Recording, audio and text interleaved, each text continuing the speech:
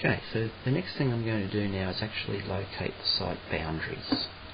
So if I click on the massing and site toolbar and click on the property line tool, I'll do a property line by entering distances and bearings, and this brings up a dialog box where we can enter in the distances and bearings of the side of the property. Now have a look at the sketch handout here. These bearings are running in an anti-clockwise direction. I'd prefer my drawing to be presented with the bearings running in a clockwise direction. So to that end, I'm going to either add or subtract 180 degrees to each of these bearing values before I put them into that dialog box. I'd like to also start my bearings from this lower corner here. That way when we start from there and go in a clockwise direction and come back to that point, any misclose will be in that corner there, which is well away from any set out points that the rest of the building is going to be attached to. So any errors will be all in this point here and not in accordance with the corner that we're going to use as a set out. So my first bearing 163 degrees 42.20, but I'm going to add 180 degrees to that. So just from the calculator, there's the 163 plus 180. So I'm going to enter this first bearing in as 343 degrees 42.20. So back into Revit, 343 42.20 with spaces, 343 space 42.20. The spaces will automatically convert that to degrees, minutes, seconds. Click into the distance, see how it's converted. Click into the distance, and that was at a distance of 67011. Back into Revit, 67011. So I'm just going to work my way around the side. I'll click Insert, and I've got a new bearing to put on. I'm just going to work my way around the plan now, but I'll just show you a couple of things, and I'll let you do it in your own time. We've just put this bearing in. I'm now going to put this bearing in, and here it is here, but remember we've got to either add or subtract 180 degrees to it, and then I'm going to put this bearing in, which is this one here, and we're going to add or subtract 180 degrees to it. When we get to this time close then, I'm going to get Revit to automatically calculate a close coming back there, and I'll show you what that is at the moment, but I'll just get you for the moment to go and put these bearings and distances in the table. I'll just pause the video while you do that. So these are the bearings that I've come up with so far. Remember, I'm adjusting them by 180 degrees each time. They were the distances, and I've done those three. So those three would bring me, I'll just set this back out. So that would be this bearing down the bottom here, this bearing up on this edge, and this bearing across there. So I'll get Revit now to automatically calculate a closing bearing down here, and I'll just zoom up.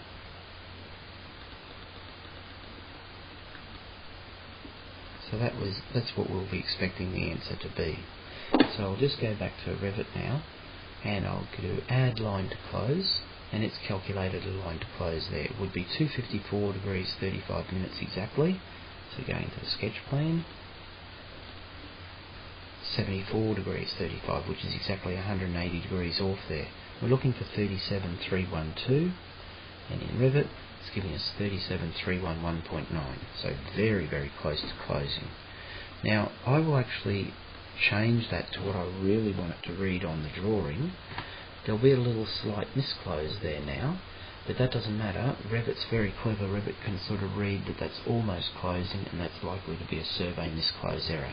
So it's got a bit of a fudge factor in there, and it'll allow us to close this dialog box then, and then place the site.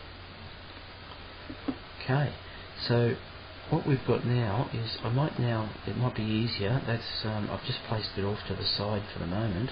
I'm just going to go back to a site plan view, and in my site plan view then, I'll pick this site up, just escape out of that so I'm not in the same command, and I'm just going to move it, click the Revit move command. I'm just going to move it from that endpoint initially to that intersection, so it's right on top of that intersection at the moment.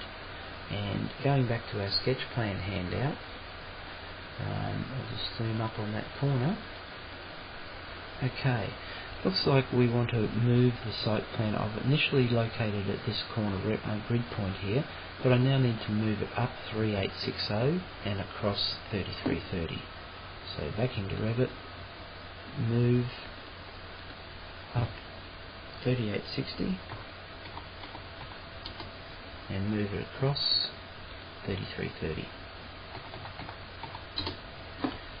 Okay, I'll just go to the Annotate tab and I'll put an aligned dimensioning from this grid line.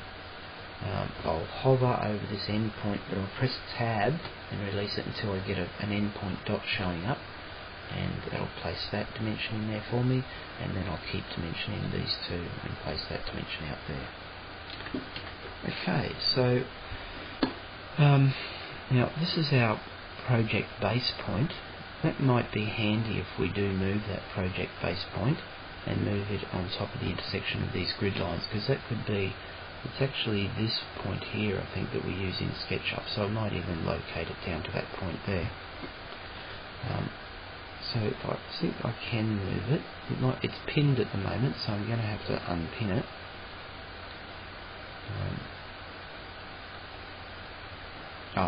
Sorry, before you do move it, undo.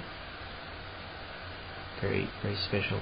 If you select it, and it's actually clipped at the moment, so that will move the whole, because it's the project base point, while it's clipped to the project, if you move it, it'll move the whole project.